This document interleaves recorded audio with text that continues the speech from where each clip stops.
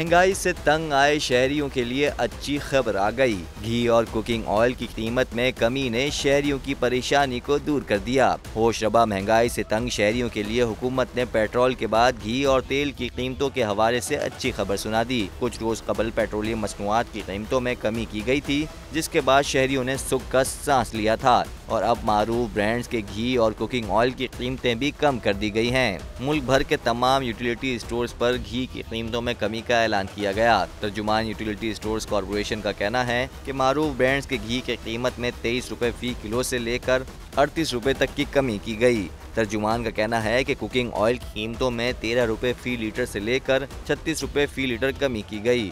नई कीमतों का इतलाक फौरी तौर पर कर दिया गया है।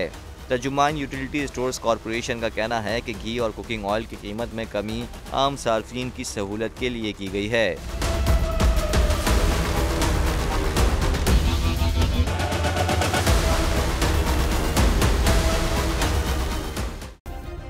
सब्सक्राइब करें और बेल दबाएं ताकि कोई खबर रह न जाए।